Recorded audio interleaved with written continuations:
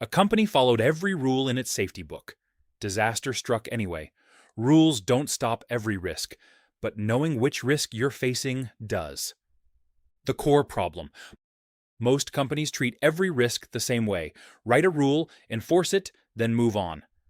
Harvard researchers Robert Kaplan and Annette Mikes studied major corporate failures and found the real problem. Not all risk is the same. There are three distinct types, and each needs a different response. The three risk types. Type 1. Preventable risk. This comes from inside your company. An employee cutting corners, a broken process.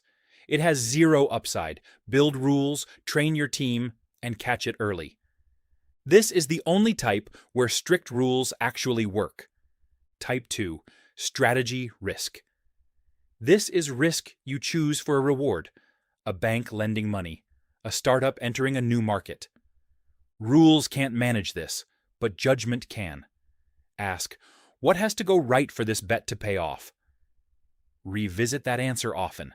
Type 3. External risk. This comes from outside your control. Recessions, disasters, new regulations.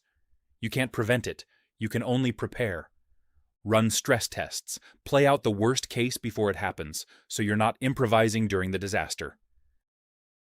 The action loop, ISO 31000. Once you know the type, ISO 31000, it's the global standard used by companies worldwide, gives you a loop to run it through.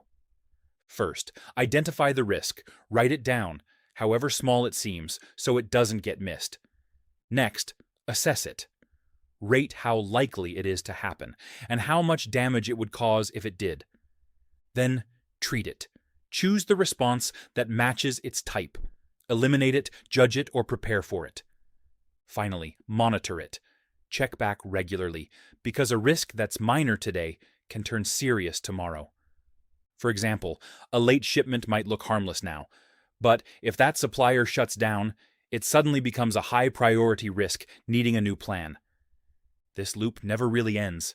It just keeps turning, quietly protecting the business in the background. Why does it matter? Your company didn't fail from having too few rules. It failed because it used rules for a risk that needed judgment and planning instead. Match your response to the risk type, and you stop preparing for the wrong disaster. Next time you spot a risk, ask one question first. Which type is this? The answer decides everything that follows.